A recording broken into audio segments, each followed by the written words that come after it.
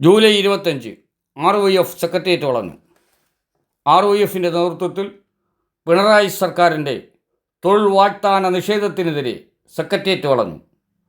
Sir CPയുടെ കിരാത ഭരണത്തിനെതിരെ July 25 Thiruvananthapuram സംഗീത college അക്കാഡമിയിൽ വച്ച് കത്താളിന് വെട്ടി പരിക്കേൽപ്പിച്ച് പലായനം ചെയ്യിച്ച് തിരുവിതാംകൂറിനെ ഇന്ത്യൻ യൂണിയൻ്റെ ഭാഗമാക്കി.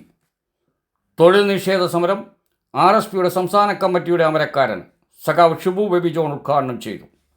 RSP ദേശീയ സമിതി അംഗം സഖാവ് ബാബു ദിവാകരൻ, UTUC അഖിലേന്ത്യാ പ്രസിഡന്റ് സഖാവ് AA അസീസ്, RYF സംസ്ഥാന പ്രസിഡന്റ് ഉല്ലാസ് കോവൂർ, RYF ദേശീയ പ്രസിഡന്റ് ഷിബു കോരാണി, PSU ദേശീയ പ്രസിഡന്റ് ബൽറാം രാജീവ്, RYF സംസ്ഥാന സെക്രട്ടറി വിഷ്ണു മോഹൻ സ്വാഗതം പറഞ്ഞു.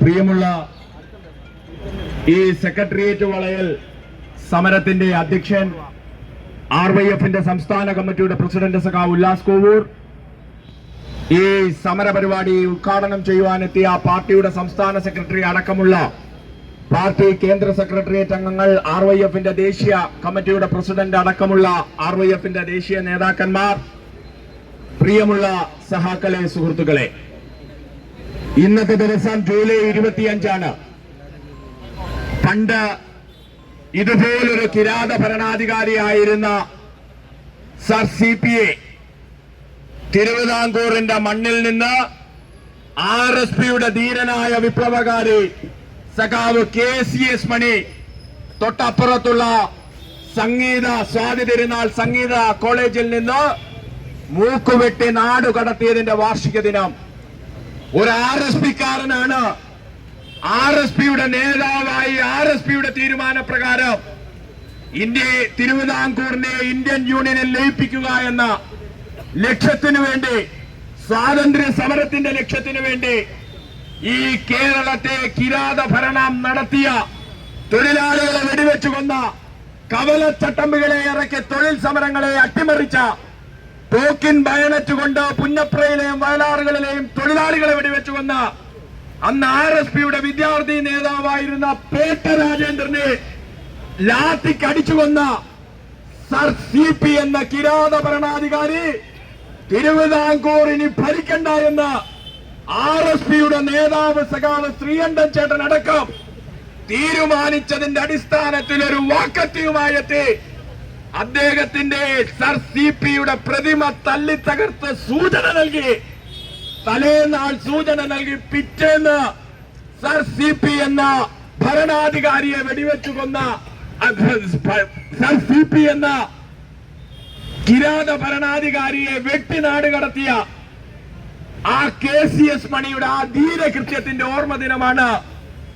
ആര് മറന്നാലും RSPയും RYFിന്റെ സഖാക്കളും മറക്കാൻ ഞങ്ങൾക്ക് സാധിക്കില്ല.